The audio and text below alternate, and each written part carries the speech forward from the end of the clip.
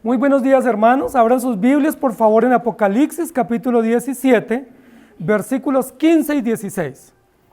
En esta mañana tenemos la oportunidad, el privilegio de estudiar dos versículos más de este capítulo extraordinario de la sentencia contra la gran ramera o contra este sistema femenino que es representado en el capítulo 17 de Apocalipsis. Son muchos los que han sacado teorías diversas sobre esta representación femenina del capítulo 17, que habla de una gran ciudad, de un gran sistema, de una mujer o de una gran iglesia, dicen algunos, o una gran nación. Pues yo quiero que introduzcamos diciendo lo siguiente. Cuando nosotros abrimos las Escrituras en Génesis capítulo 1, en el versículo 26 dice la Biblia que Dios creó al hombre, varón y hembra, los creó. ¿Lo han encontrado en sus Biblias? Génesis 1:26. Entonces dijo Dios, hagamos al hombre a nuestra imagen conforme a nuestra semejanza. Y los creó varón y hembra. Y le puso al primer hombre por nombre Adán. Adán es un nombre propio, pero Adán también significa humanidad. Cuando en la Biblia dice que fue hecho el primer Adán, hombre mortal, ¿qué es lo que está diciendo? Fue hecha la humanidad. ¿Sí me hago entender? No solo tiene esa finalidad de ser un nombre propio, sino que tiene un sentido genérico, para decirnos que Adán es la humanidad. Por eso cuando hablamos, y muchos lugares en la Biblia se habla del hombre, no estamos hablando del masculino o del varón, sino de la humanidad. ¿Estamos de acuerdo? Hoy en día a las feministas no les gustan esas manifestaciones en la Biblia, pero la Biblia lo usa. Y son nombres genéricos. Entonces cuando la Biblia dice, todo hombre debe doblar la rodilla, por supuesto están incluidas las mujeres. Lo que está diciendo es toda la humanidad se doblegará ante Dios. Génesis 1:26 aparece en la creación, en la historia del Edén, el hombre y la mujer. Es decir, el hombre, el varón, es tan antiguo en la historia de la redención como la mujer. Tienen un origen común, tienen un mismo momento histórico, un mismo punto de partida, y tienen encargos comunes. En Génesis 1:26 se les da a los dos, que representan la humanidad, se les da el encargo de procrear, de administrar, de señorear y de sojuzgar. ¿Estamos de acuerdo? Al hombre y la mujer. Génesis 2, la Biblia nos dice que los dos, tanto el varón como la mujer, recibieron un encargo. ¿Cuál fue el encargo? Obedecer una ley u obedecer la ley de Dios. Y Dios a los dos les dio una sentencia. El día que de él coman, ciertamente morirán. Los dos tienen el mismo encargo. Es decir, hombre y mujer en la historia de la redención tienen el mismo origen, el mismo propósito, la misma misión, la misma dignidad. Nosotros no creemos que el hombre es superior a la mujer. No lo creemos porque la Biblia no lo cree. Y no podemos creer ni aceptar nada que la Biblia no acepte. Nosotros creemos que el hombre y la mujer tienen la misma autoridad dada por Dios y la misma dignidad y el mismo propósito en la historia de la redención. ¿Estamos de acuerdo? Por eso no aceptamos el machismo en la iglesia, ni en la sociedad. Porque el machismo dice que el hombre es superior a la mujer. Pero tampoco aceptamos el feminismo, porque el feminismo dice que la mujer es superior al varón. Y no existe en la historia de la creación y en la historia de la redención ni superioridad del varón sobre la mujer, ni superioridad de la mujer sobre el varón. Génesis capítulo 3, cuando el hombre y la mujer desobedecen, los dos reciben las consecuencias de la desobediencia. ¿Por qué estamos haciendo esa introducción? Porque desde el comienzo de la historia vemos la presencia, vemos la figura de una mujer en la historia redentiva. La primera mujer se llamó Eva, ¿sí? La representante de todas las mujeres y la primera mujer en la historia humana y también en la historia de la redención. Pero en el capítulo 17 nos vamos a encontrar con una antagonista a esa verdadera mujer de Génesis 1, 2 y 3. Y esa mujer en Apocalipsis 17 es representada como una falsa mujer. Tiene carácter femenino, tiene actitudes femeninas, tiene expresiones visibles femeninas, pero no representa a las mujeres bíblicas. Es decir, no es una mujer piadosa, no es una mujer hacendosa, no es una mujer ordenada, es una mujer totalmente contraria. Estamos hablando de Apocalipsis 17. Lo primero que nos dice en Apocalipsis 17 es que hay una sentencia contra una gran ramera. Y dijimos que todo ese sistema de la ramera o la fornicaria es representado en el capítulo como una mujer, y lo dice en el versículo 4. Y la mujer no solamente es una gran ramera, sino dice que en el capítulo está vestida espléndidamente. Versículo 4 de Apocalipsis 17. ¿Cómo está vestida esta mujer? Como los dioses, como los reyes, como los nobles. Tiene vestimenta sacerdotal y vestimenta de la realeza. Ella se presenta como una reina, ¿sí? Como una mujer muy importante y poderosa y como una mujer muy inteligente y puesta en su lugar. Pero más adelante nos va a decir que esa mujer, además de vestirse muy bien, con mucha elegancia, pues hay algo que se esconde debajo de su vestuario, debajo de su ropaje, y es el carácter de ella. Es una mujer fornicaria, es una mujer alcohólica y es una mujer cruel y malvada, ¿sí? Dijimos que en todo el contexto del capítulo ella representa toda pudiéramos decir casi como una bruja, ¿sí? O una mujer peligrosa, o una mujer totalmente mala. Hay 3 lugares en los cuales aparece sentada esa mujer en el capítulo 17 de Apocalipsis.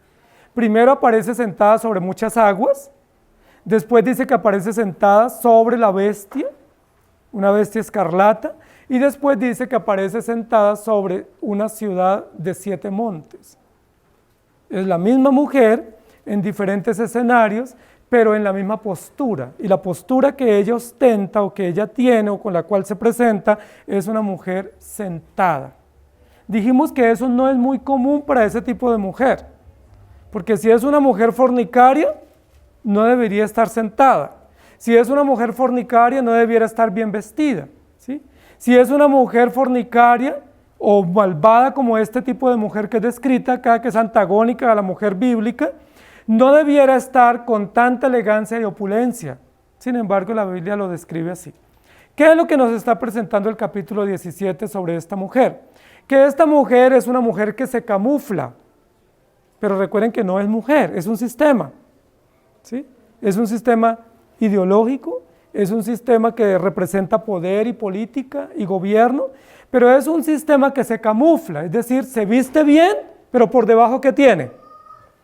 ¿Qué encubre? ¿Qué oculta? Maldad, ¿cierto? O perversión o engaño. Es todo un peligro. El versículo 15 y 16 dice, me dijo también, las aguas que has visto sobre donde la ramera se sienta, son pueblos, muchedumbres, naciones y lenguas, y los 10 cuernos que viste en la bestia, estos aborrecerán a la ramera, y la dejarán desolada y desnuda, y devorarán sus carnes, y la quemarán con fuego. Los versículos que tenemos hoy, que son aclaratorios, o que son como una especie de adiciones a los datos primarios del capítulo, que son unos datos explicativos, nos van a decir qué representa las muchas aguas y qué hace estos reyes o estos cuernos que tiene la bestia contra la mujer. Recuerden que nosotros hemos dicho durante el capítulo que hay una relación directa entre esta mujer y la bestia. Casi que representan como un tipo de matrimonio o de unión, ¿sí? Una unión entre una bestia malvada, peligrosa, dominante, sanguinaria, y una mujer malvada también, alcohólica y cruel.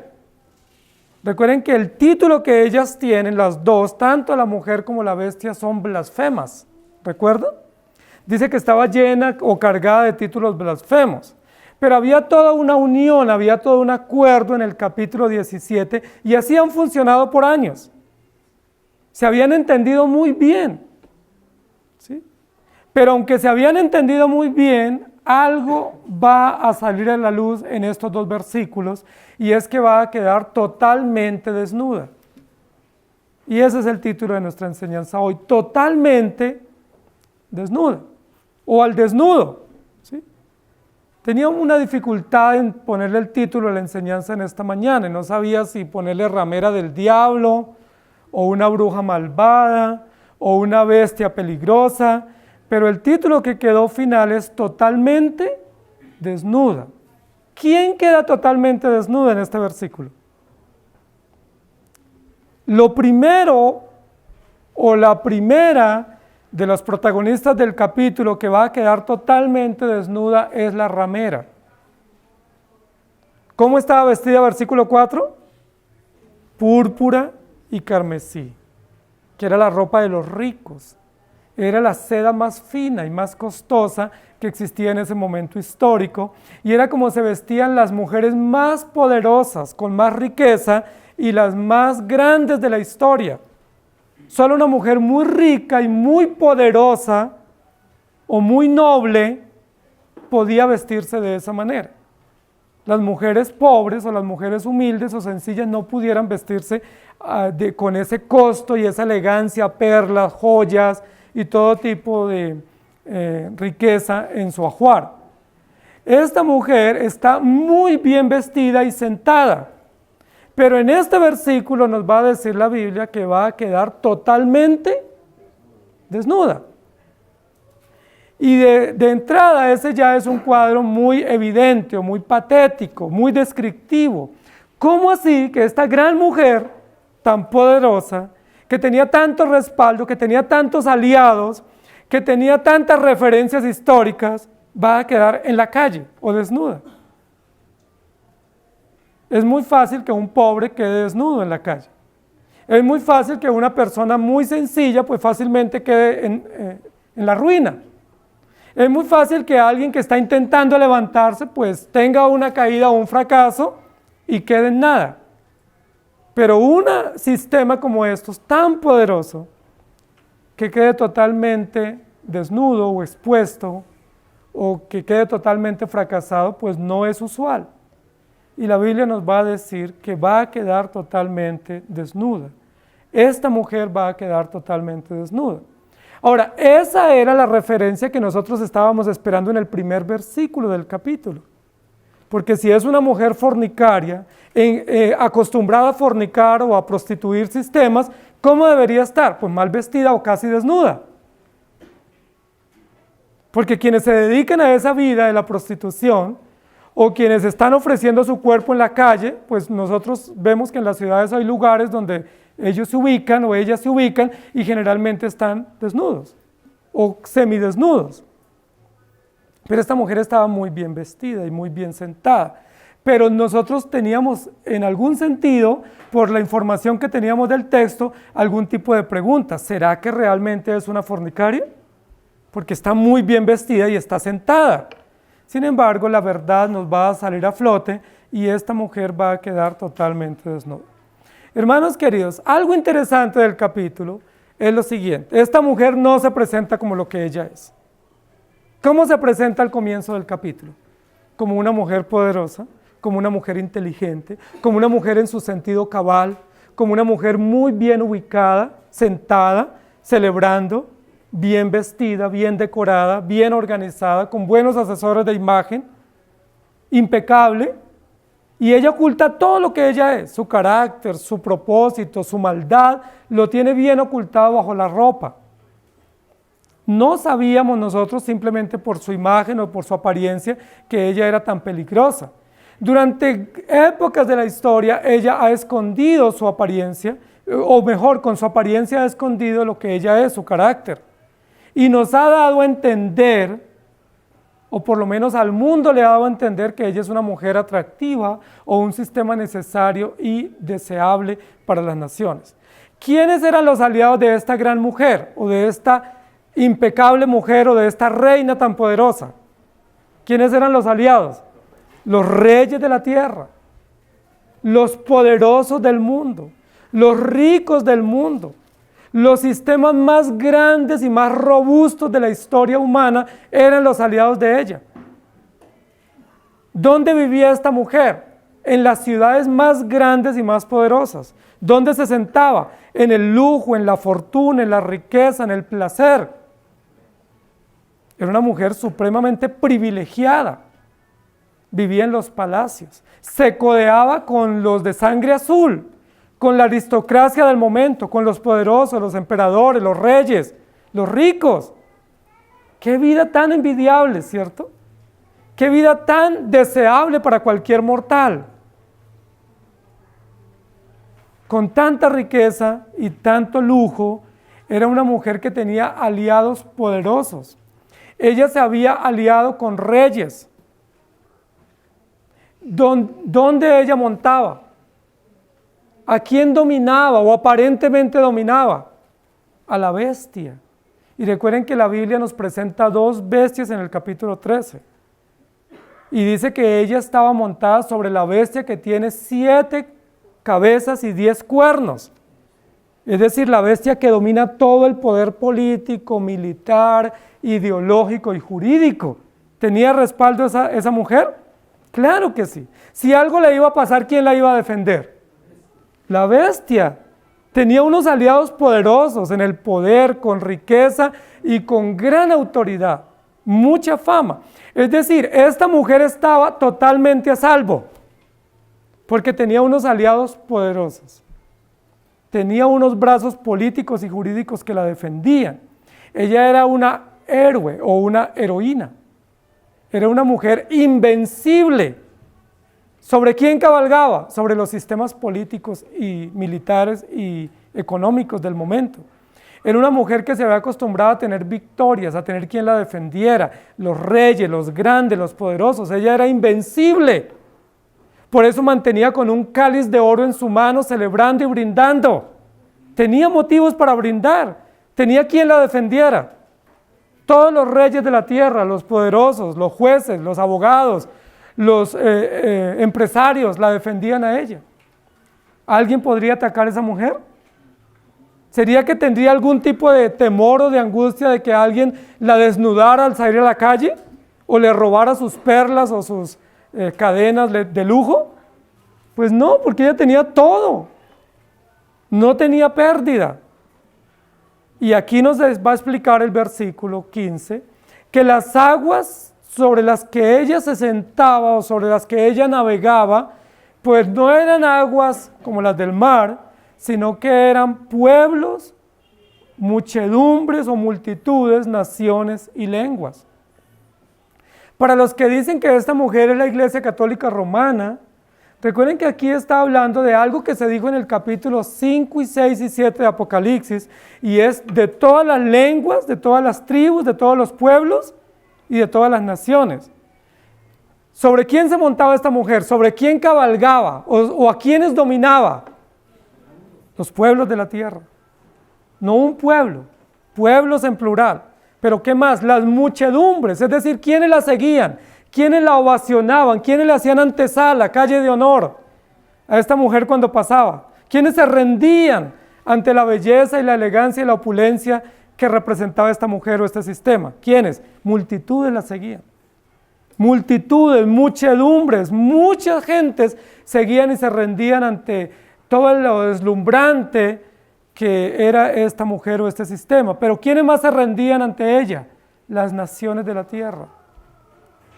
Y las naciones están gobernadas por reyes, ¿cierto? O por jefes de Estado, o por emperadores. ¿Y quiénes más le rendían culto? Las lenguas de la tierra.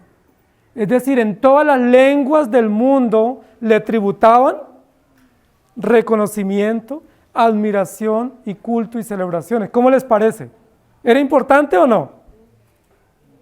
Era una dama de hierro, ¿cierto? Era invencible, era poderosísima. En todas las lenguas le tributaban culto y se rendían a ella y todas las naciones. Uno dice, ¿quién va a poder destronar a esa mujer? ¿Será que alguien la puede destronar? Imposible.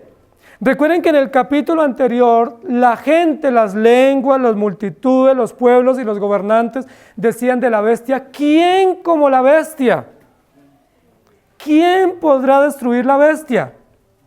Si nadie podía destruir la bestia y la mujer cabalgaba sobre la bestia, era la jinete de esa bestia, ¿quién podrá destruir esta mujer? En términos prácticos, nadie la podría destruir. En términos comunes, imposible que esta mujer tuviera una calamidad. Imposible. Tenía clientes poderosos, tenía aliados, tenía poder, autoridad y ella los dominaba. Y eso nos muestra algo importante en la historia de la humanidad, que siempre ha habido sistemas, tanto masculinos como femeninos, de poder y de dominio, y que esos sistemas imperiales o poderosos se creen invencibles. Cuando ellos están en la cumbre, en la cúspide del poder, ellos dicen, nadie nos podrá destruir. ¿Recuerdan que eso pasó en Babel? Hagámonos una torre y nadie podrá destruirnos. ¿Recuerdan que eso dijo Nabucodonosor? Nadie podrá humillarme o destruirme. Y así a lo largo de la historia, los hombres, los reyes, las naciones han dicho así como esta gran mujer: soy invencible, soy un héroe, soy poderoso, soy único, domino con un dedo todo el mundo, todo el universo. Sin embargo, la Biblia nos va a decir que aunque esta mujer emborrachaba a las naciones con su lujo y con su belleza y su atractivo, y aunque esa mujer engañaba y entontecía o embrutecía a todos sus seguidores, a tal punto que todos le rendían reverencia, le va a llegar una hora de miseria, que va a ser una hora que perdurará. Y esa hora o ese momento o ese tiempo de miseria va a quedar totalmente al descubierto. ¿Cómo nos dice que va a quedar esta mujer? Nos va a quedar totalmente desolada, desnuda, abandonada, humillada y perseguida. Uno nunca se pudiera imaginar eso para esa mujer, ¿cierto? Pero le va a llegar. ¿Por qué? ¿Quién se encarga de que salga a la luz el carácter de este sistema de pensamiento y de este sistema de control malvado? No es ella. Ella no es la que dice, oye, pensándolo bien he engañado mucho, voy a dejar de engañar. O ella no dice, me he portado muy mal y he logrado engañar al mundo entero. Voy a decirles quién soy yo. Me voy a quitar mis atuendos y les voy a mostrar lo mala que soy y lo peligrosa. No, esta mujer o este sistema no piensa en darse a conocer, porque su interés es engañar, su interés es embrutecer a sus seguidores y tenerlos ahí doblegados, manipulados y desorientados. ¿Quién se encarga de desnudarla? ¿Quién es el que se encarga de sacar a la luz lo que hay en este esperpento de mujer? Que no es realmente el carácter ni el modelo de una mujer, porque no es madre, no es una mujer piadosa o ejemplar o noble o que cumple la función materna y la función natural que Dios dio para la mujer, sino que es todo un peligro, una amenaza para la sociedad. ¿Quién saca a la luz el carácter de esta mujer? Dios. Dios desnuda a esta mujer. Dios la hace quedar en la peor vergüenza y humillación que ella se hubiera podido imaginar. La humillación que ella le causó a todos los reyes de la tierra. Todo el dolor y el daño que ella les causó. Toda la forma como los ha engañado, ahora ella va a quedar expuesta. Ella va a pasar de ser heroína a ser villana, ¿sí? De ser una mujer protegida a ser una mujer perseguida. Va a pasar de ser victimaria a ser víctima. Va a pasar de ser la mujer más agradable y envidiada y deseada a ser la mujer más humillada y más avergonzada en la historia de la humanidad. Es todo un sistema puesto en evidencia. Queda totalmente desnuda. ¿Qué piensan ustedes que puede pasar en la mente de un transeúnte después de haber visto tanta opulencia, encontrarse con esa mujer desnuda, desolada, desvergonzada y totalmente humillada en la calle?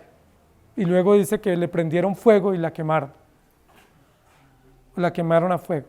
¿Qué piensan ustedes que puede pasar por la mente de un transeúnte? Esa es esa gran mujer, la gran Babilonia, la madre de las abominaciones. Imposible, nunca esperábamos. Pero Dios se encarga de sacar a la luz. Ahora, ¿por qué Dios está interesado en sacar a la luz el carácter de este sistema peligroso? de ideología y de pensamiento malvado. ¿Por qué?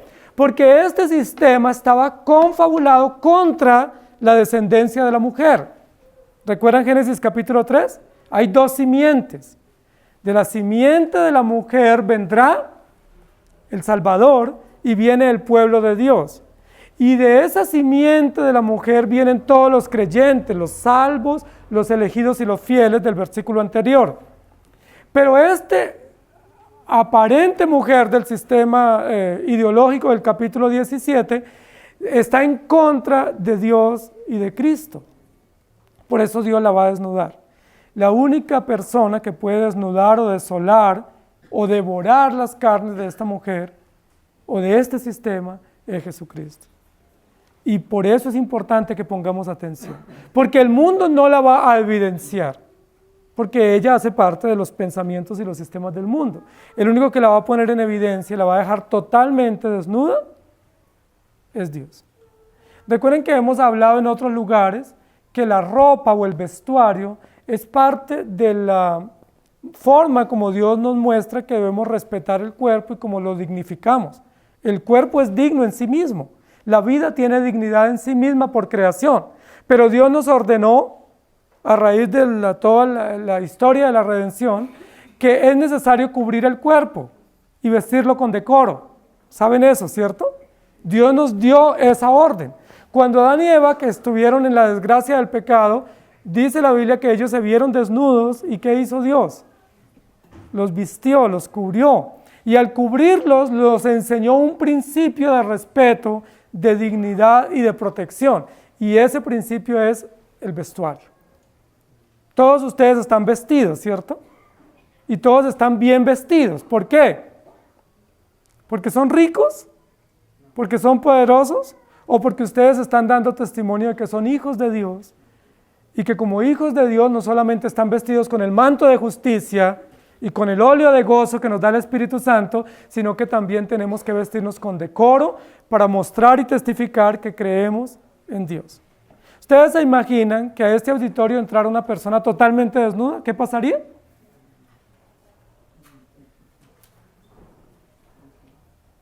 Esta mujer está irrumpiendo ante nuestro culto totalmente desnuda.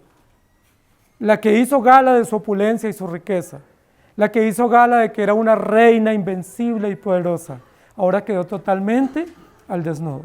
La segunda parte de la Biblia, en este versículo, la segunda parte de la enseñanza es que la Biblia nos va a explicar qué representan o qué hacen estos 10 cuernos que la bestia tiene.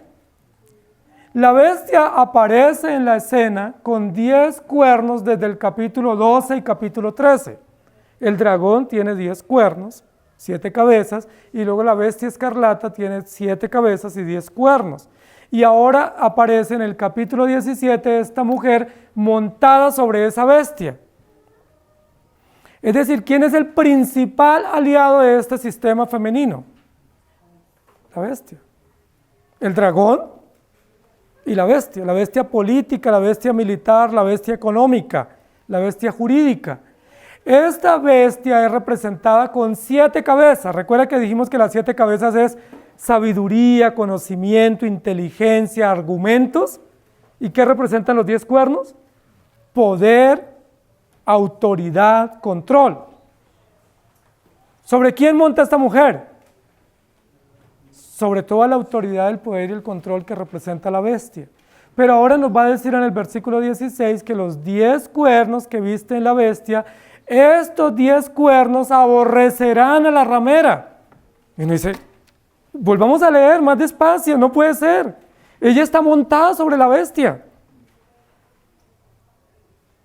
Ella entró, ella desfiló montada sobre la bestia. La pasarela de ella fue en una bestia, cabalgando como una jinete poderosa. Y ahora esos 10 cuernos se van a venir contra ella y la van a aborrecer. ¿Cuándo la bestia aborrece la bestia? ¿Cuándo una bestia aborrece una bruja? Nunca. Porque la bestia y la bruja son aliadas. ¿Sí me hago entender? La palabra que usa aquí es aborrecible. no es aborrecer de que se cansó y le hostigó tanta maldad. El malo nunca se hostiga del mal. Dice la Biblia que el ojo nunca se cansa de ver. El corazón del hombre nunca se cansa de pecar. Siempre peca porque esa es su condición, esa es su naturaleza. Nunca se cansa de pecar. Entonces, ¿cómo así que estos 10 cuernos, o estos 10 reyes, o todo el poder y la autoridad que representan estos 10 cuernos, se vienen ahora en contra de la bestia, de la mujer, para aborrecerla? Tácitamente lo que estaría diciendo aquí es que estos 10 cuernos vieron que lo que hacía esta bestia era malo y ellos aborrecieron lo malo que hacía esta mujer. Pero para ellos aborrecer lo malo, ¿qué carácter tenían que tener? Un carácter bueno. ¿Sí me hago entender? Porque solo el bueno aborrece lo malo. El malo no aborrece lo malo. La Biblia dice que más bien el malo llama a lo bueno malo y a lo malo bueno, tergiversa o trastorna. Pero los 10 cuernos, ustedes lo pueden ver, están en el capítulo 12 y 13 de Apocalipsis, son malos, son escarlatas, son sanguinarios, crueles, malvados, depredadores, dañan todo lo que encuentran a su paso. ¿Cómo así que ahora aborrecen a la ramera? ¿Se cansaron de tanto servicio de fornicación? ¿Se cansaron de tantos dividendos en la maldad? ¿Se cansaron de compartir utilidades y de ser aliados? Ustedes y yo sabemos que no. Porque el mal nunca se cansa del malo. Porque la Biblia dice que él, aún dormido, ¿se acuerdan qué hace su mente y su conciencia? Aún dormido, maquina el mal.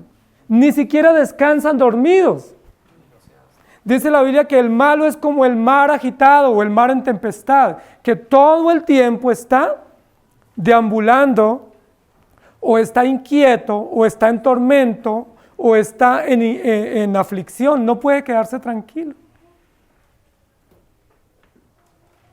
Si estos 10 cuernos, como lo registra aquí el texto, se vienen en contra de la ramera, algo está sucediendo. ¿Qué puede estar sucediendo? O que la bestia se volvió mala siendo buena, cosa inadmisible, porque no lo dice el texto. O que esta mujer cambió su propósito o comenzó a cobrar la tarifa más alta de sus servicios, o ya no podía ser tan útil o tan benéfica para la bestia en sus servicios fornicarios, y entonces ya cansó a la bestia y se vino en contra. O lo otro que pudiéramos decir es que Dios hace que la bestia malvada se venga en contra de la mujer malvada. Es decir, los pone uno contra otro y los enfrenta para juzgarlos. Es decir, que en este sentido, ¿quién queda desnudada? La bestia. Porque la bestia había sido la cabalgadura de la mujer. Y habían caminado siempre juntas y aliadas y armónicas. Se habían sincronizado en su paso. ¿Cómo así que ahora la aborrece a la ramera? ¿Quién queda al desnudo? La bestia. Es decir, la bestia es cruel, es malvada, es peligrosa, es sanguinaria y es dañina porque aborrece, desola, desnuda, devora y quema a fuego. ¿Qué sale a la superficie en esta descripción? Que la mujer es malvada y queda al desnudo. Pero ¿quién también es malvada? La bestia y queda al desnudo. ¿Sí me hago entender? Es interesante porque aquí el texto nos va a mostrar que todas las alianzas que el mundo hace, aunque se benefician y aunque se entiendan temporalmente, terminan mal. No hay una alianza en el mundo que termine bien. Funciona temporalmente. Recuérdense que los egipcios se aliaron con los asirios y terminaron mal. Los sirios se aliaron con los sirios y quedaron mal. Recuerden que los medos se unieron con los persas y luego se enemistaron y así sucesivamente. Todos los imperios y los sistemas y las empresas del mundo se alían temporalmente, cosechan y recogen utilidades, pero al final del día, ¿cómo terminan? Enemigos. Eso es importante que lo entendamos. Es importante que entendamos que no hay acuerdo el mal con el mal. Son alianzas peligrosas, aunque aparentemente los vemos bien, aunque aparentemente vemos que funcionan, aunque aparentemente vemos que se entiendan. Eso es como la bella y la bestia, se entendían, caminaban sabroso, al paso fino, trotaban bien, desfilaban bien. ¿Qué pasó? La bestia se viene contra la mujer. ¿Pero y por qué? Si la mujer era una mujer bien vestida y sana. No, no era sana, era una mujer peligrosa. Era una amenaza, no para la bestia, sino para los pueblos, las lenguas, las naciones y las muchedumbres que le seguían. ¿Sí me hago entender? Primero queda el desnudo, la bestia. ¿Quién desnudó a la bestia? ¿Quién desnudó a la mujer? La bestia. ¿Pero quién desnuda a la bestia? Dios. Cuando la Biblia dice, no os unáis en yugo desigual, nos está diciendo, no haga negocios con la bestia, y menos con la bruja. Porque si usted hace negocios con bestias malvadas y peligrosas, ¿en qué queda? Usted también va a quedar al desnudo. Y al quedar al desnudo vas a ir a la luz que usted hizo negocios ilícitos, o acuerdos ilícitos. Y esos acuerdos funcionan temporalmente, pero siempre terminan mal. Ustedes saben que parte de la historia, por ejemplo, triste de nuestro país es el narcotráfico. Es uno de los capítulos muy tristes de nuestra nación que todavía lo seguimos viviendo y padeciendo, de muchas personas involucradas en ese negocio que es un negocio pues muy lucrativo para las partes. Pero recuerden que todas las personas que se introducen en temas de narcotráfico, aunque vean el dinero pasar por su mano y aunque puedan disfrutar utilidades, todas esas alianzas que se hacen, esos acuerdos, esas amistades, esos encubrimientos, al final siempre terminan mal. ¿Por qué? Porque ellos, esas partes, están vendidas a los sistemas ideológicos de la Babilonia y están vendidos a los sistemas malvados del dragón. Ellos se delatan mutuamente. Cuando uno escucha casos, por ejemplo en nuestro país, que tiene muchos casos de corrupción, es un país con alto nivel de corrupción en la política, en los sistemas jurídicos y en todos los sistemas de nuestra nación. Cuando uno escucha casos de corrupción, lo primero es que se hacen unas pequeñas denuncias y ¿qué dicen todas las partes que están siendo denunciadas? No, somos inocentes, ¿cierto? Todos son inocentes. Y si me comprueban lo contrario, pagaré ese acuerdo a la ley. ¿Y qué pasa apenas uno lo cogen y lo descubren? Comienza a echar al agua a todos los demás. Y lo llaman así, ¿cierto? Se prende el ventilador. Es decir, comenzó a contar la verdad.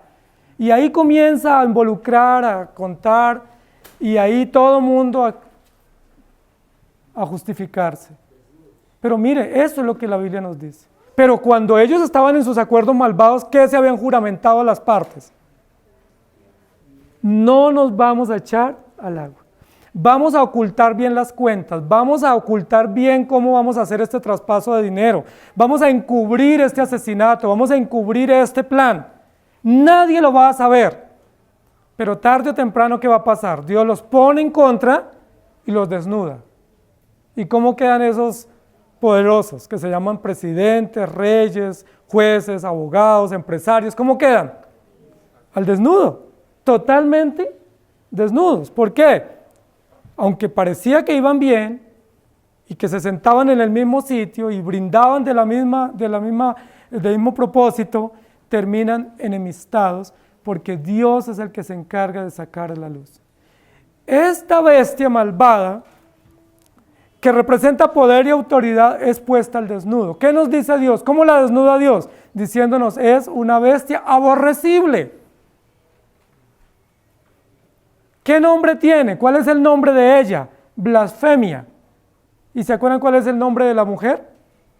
Que tiene un nombre en la frente, que se llama la madre de las rameras y las abominaciones de la tierra. Apocalipsis 17. Es decir, los dos sistemas tienen el mismo nombre. Se arropan, como decimos en castizo, con la misma cobija. Con la misma manta se abrigan, duermen en la misma cama. ¿Y qué terminó ahora? Enemigos, ¿sí? Aborrecible, desoladora, devoradora y destructiva. ¿Se acuerdan cuando hablamos de esta plaga de las langostas? ¿Se acuerdan de dónde salieron las langostas? Del capítulo 8 y 9. Del fondo del abismo. Cuando Dios abre el pozo del abismo, ¿sí? Sale un humo contaminante, tóxico, y luego dice que ese humo se convirtió en una plaga de langostas. Y las langostas son uno de los animales más pequeños que son más dañinos en la naturaleza. Devoran, destruyen, acaban, arrasan, asolan con todo. ¿Qué es lo que nos está diciendo aquí? ¿Esta bestia qué es? ¿Es simplemente un animal? ¿Es simplemente un símbolo, una figura? ¿O es un sistema depredador, malvado, cruel, devorador, que arrasa todo lo que encuentre?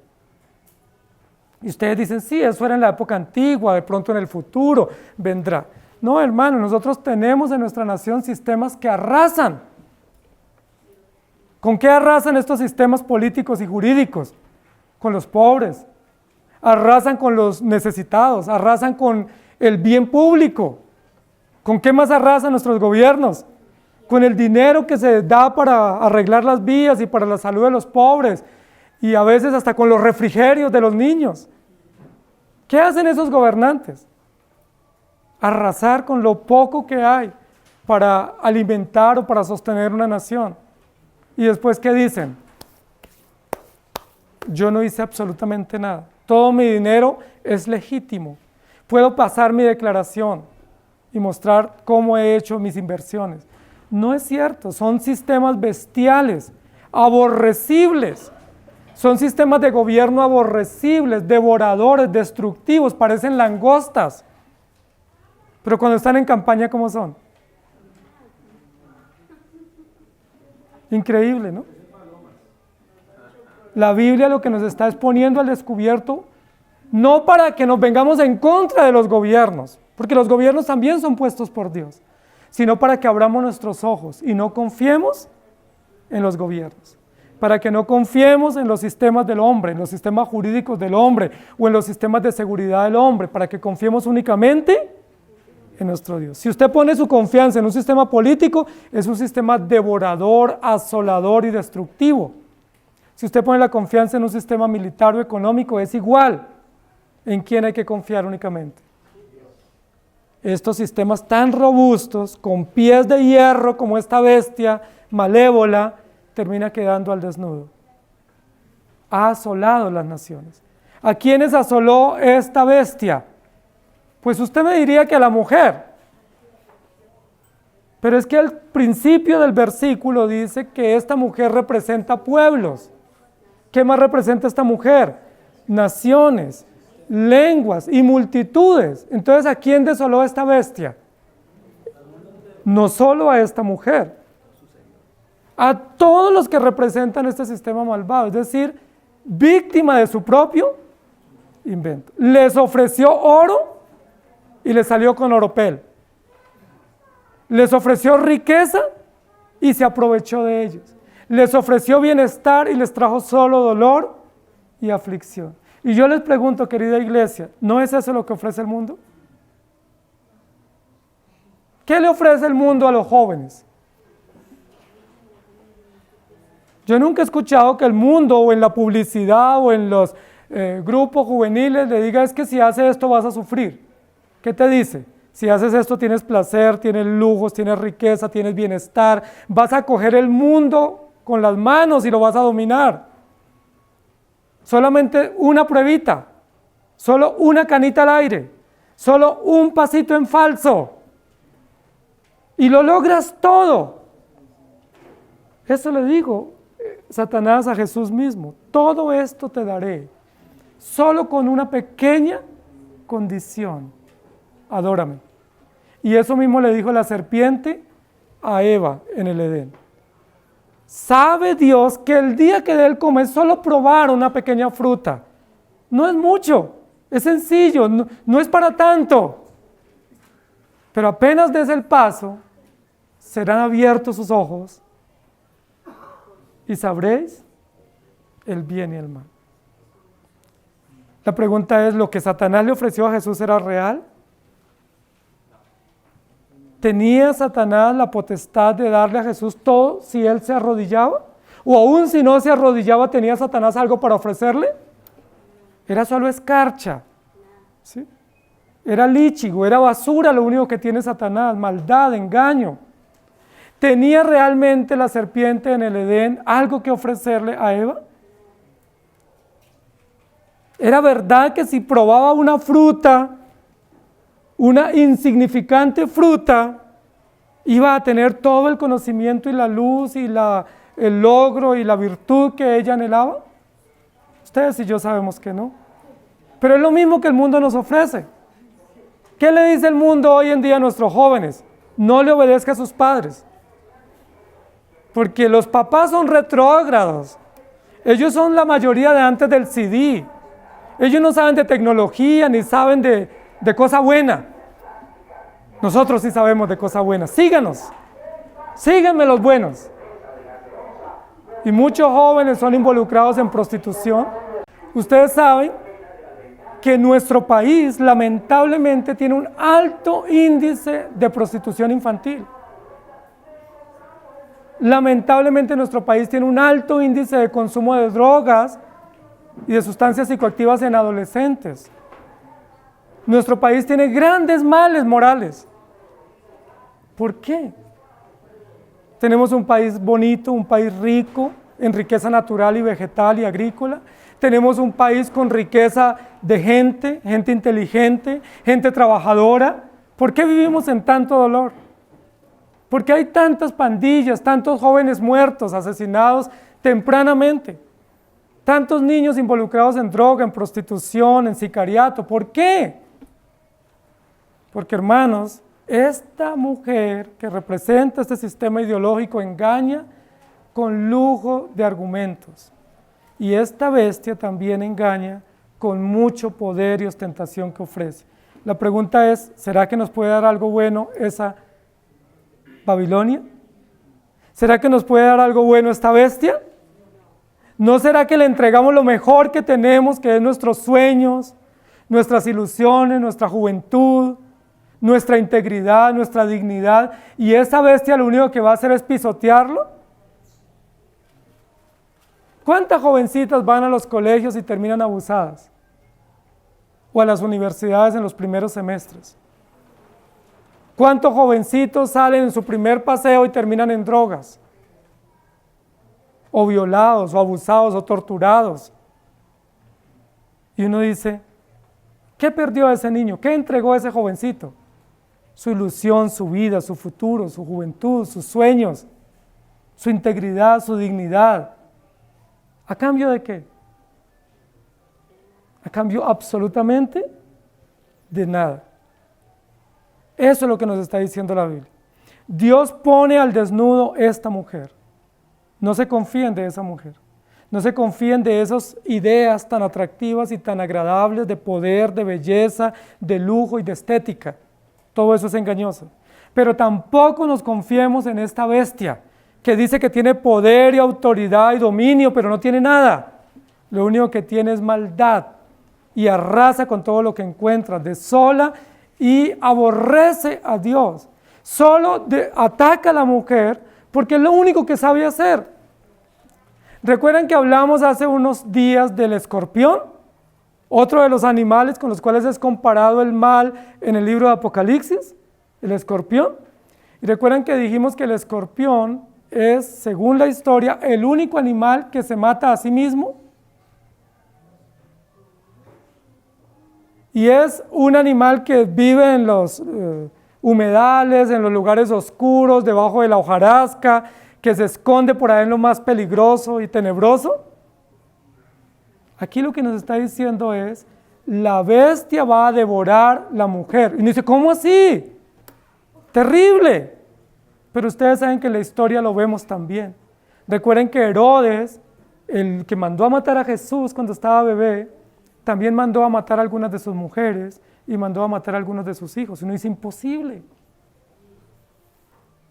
Y Nerón y otros emperadores no solo mataron cristianos, no solo tenían el gusto de perseguir cristianos y los sistemas morales bíblicos, sino que tenían mucho placer en ser crueles y violentos contra las viudas, los huérfanos y aún contra su propia familia. Hay muchos casos en la historia, producto de la maldad, no de enfermedad, sino de maldad, de hombres que matan a su propia mujer o a sus propios hijos, o de mujeres que matan a su propia pareja, a sus propios hijos, o de hijos que matan a sus propios padres. Eso no es nuevo. Jesús mismo lo dijo. Los hijos se levantarán contra los padres y los padres se levantarán contra los hijos. ¿Cuál es nuestra única esperanza? Jesucristo. Porque la maldad acecha y no podemos desconocer las maquinaciones de Satanás. Y lo último que nos va a poner aquí en testimonio el texto es que quien va a quedar al desnudo es la verdad de Dios. Primero queda desnuda la mujer, que era una heroína y terminó en villana. Segundo queda al desnudo la bestia, que era un defensor de la mujer y se convierte en agresor. Y ahora queda al desnudo la verdad. ¿Cuál es la verdad de esta historia? La verdad de esta historia, que no es mito, no es parábola, no es metáfora, sino que es historia real del Evangelio, es que estos sistemas están en contra de Dios. ¿De quién se burlaron todo el tiempo? ¿A quién han deshonrado todo el tiempo estos sistemas? ¿Contra quién han ido? ¿Cuál ha sido el objetivo primario que ellos han tenido? Los dos testigos, ¿recuerdan?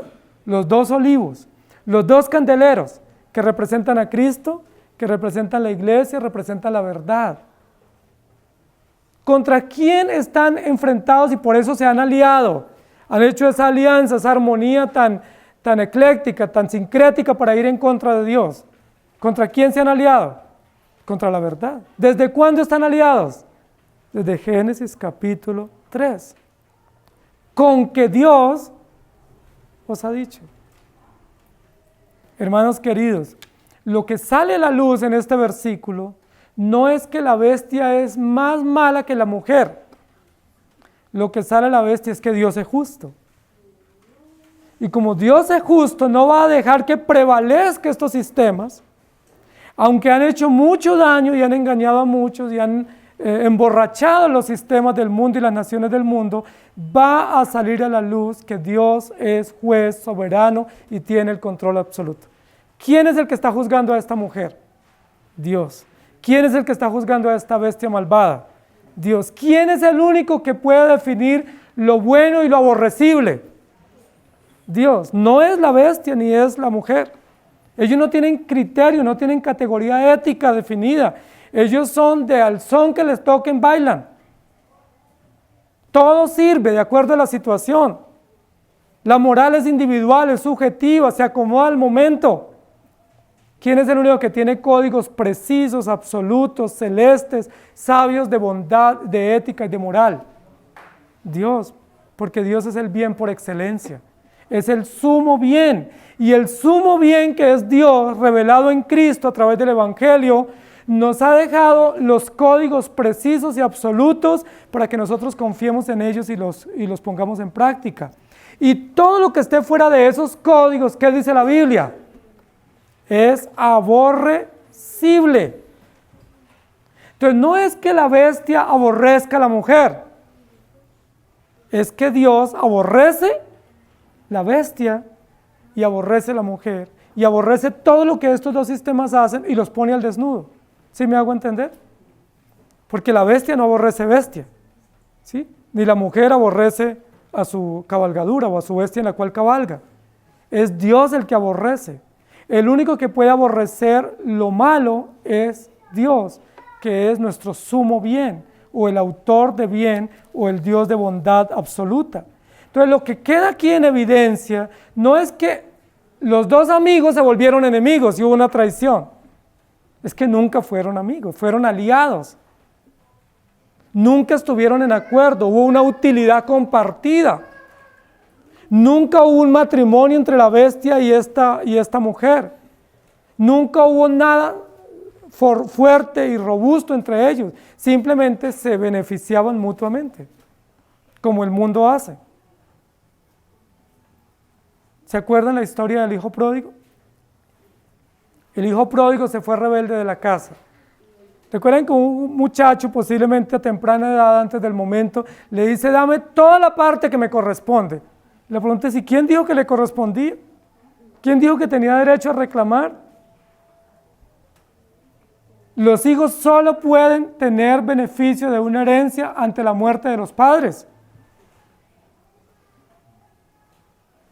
Pero no les corresponde nada mientras los padres están vivos. Mientras los padres están vivos, los hijos no tienen nada, al menos que trabajen y se lo ganen. Ni la cama donde duermen es de ellos. Es de los padres. Todo es de los padres. ¿Cuándo los hijos tienen algún derecho? Cuando los padres mueren. Pero ¿qué dijo este hijo insolente? Dame la parte que me corresponde, porque quiero gastarla a mi manera. Y la Biblia dice que el padre le dio la parte que le correspondía y el hijo se fue y vivió perdidamente. Cuando él estuvo totalmente, como está aquí esta mujer, aborrecido, desolado, desnudo, devorado y casi muerto, ¿por qué no fue y le pidió ayuda a esas mujeres con las cuales él compartió la vida? ¿Por qué no fue y pidió ayuda allá donde él malgastó el dinero?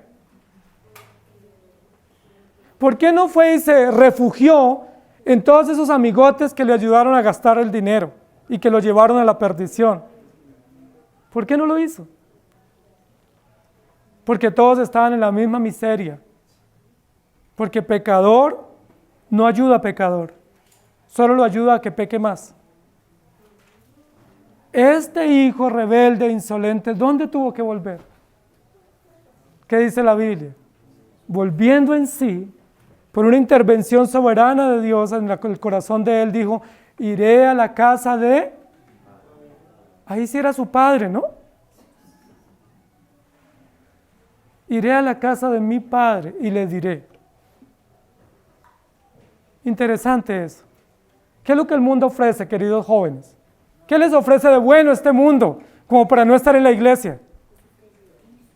¿Qué les ofrece de atractivo como para que ustedes se vayan y denigren de la iglesia o de la fe? ¿O para que ustedes quieran vivir perdidamente? Nada, absolutamente nada. Porque lo que el mundo nos ofrece es engaño, maldad y destrucción. ¿Y cómo nos va a dejar al final del día? Desnudos. ¿Ustedes quieren verse desnudos? Ahora, desnudos aquí no es sin ropa. Desnudos es totalmente humillados, desolados, avergonzados, sin esperanza, llenos de dolor, de miseria y al punto de sucumbir o tocando fondo. ¿Quieren vivir eso? Si quieren vivir eso, váyanse de la casa, cojan sus cositas si es que tienen algo y váyanse. Hagan su vida. Lo más probable es que al final del día tendrán que regresar, si ustedes son verdaderos hijos de Dios, y van a quedar totalmente al desnudo. ¿Qué va a quedar al desnudo de ustedes? Que fueron hijos rebeldes, que no se sometieron a la autoridad, que no confiaron en la verdad de Dios, que no pusieron su mente y su corazón en las cosas de Dios y que Dios tuvo que humillarlos y avergonzarlos para que ustedes tocaran fondo y dijeran: Señor, ten misericordia de mí. Lo que queda aquí al desnudo es que Dios siempre nos dice la verdad y que Dios es justo y que todo lo que Dios dice en su palabra se cumple y que los sistemas del mundo, aunque prevalezcan temporalmente, al final del día, ¿cómo quedan? Como ruinas, como miserias. Yo les pregunto, ¿qué quedó de la Babilonia antigua, que era una de las 7 maravillas del mundo antiguo? ¿Qué quedó?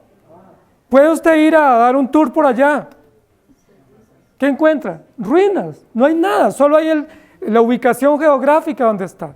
Pero una ciudad opulenta, tenía los jardines colgantes más hermosos que se han podido construir en el mundo. Fue la ciudad que tuvo el primer rascacielos en el mundo.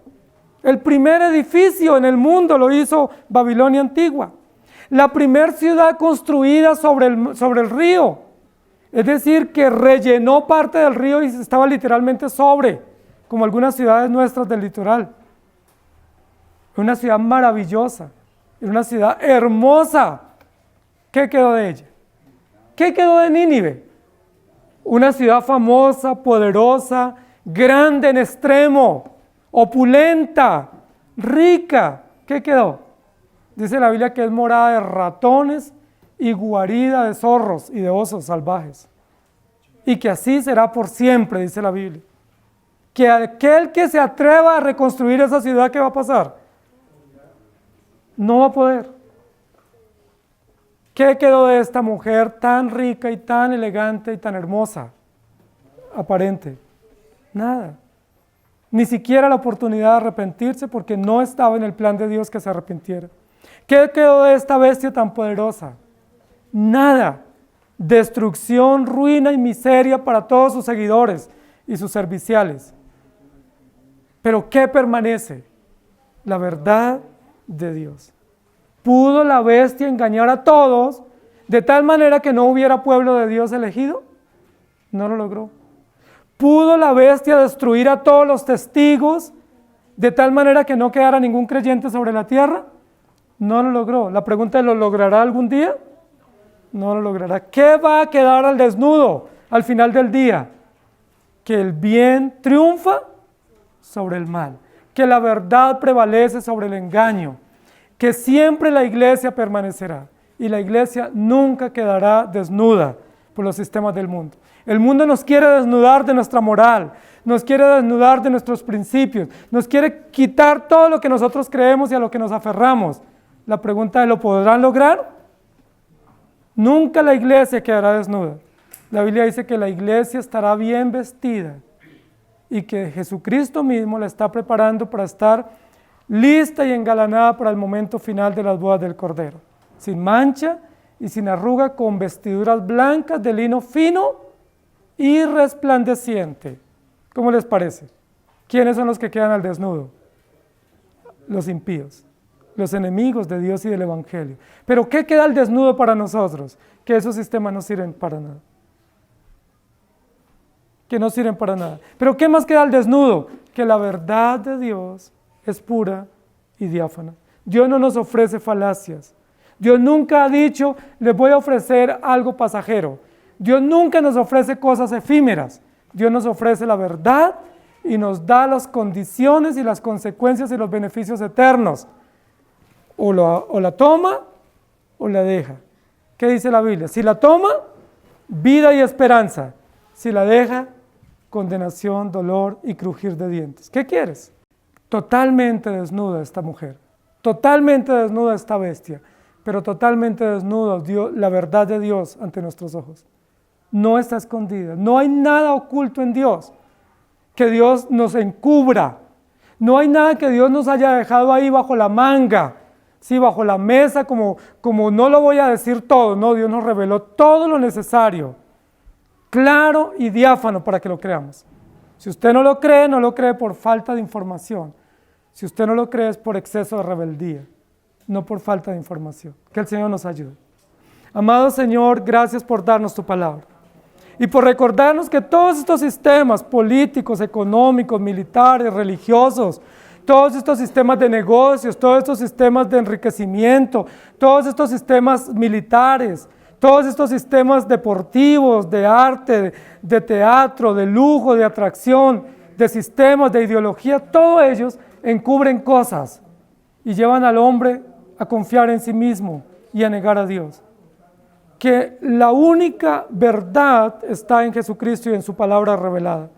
Que la única esperanza está en el Cordero vencedor.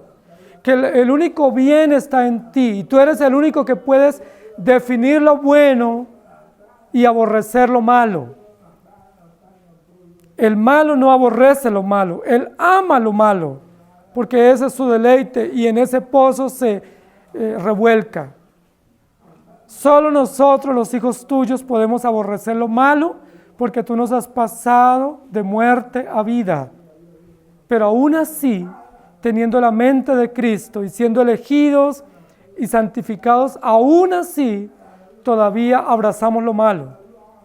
Y aún así a veces a lo malo lo llamamos bueno y te pedimos que nos perdones. Ten misericordia de nosotros, porque como iglesia y como familia a veces corremos tras los atractivos de la bestia y de la Babilonia antigua.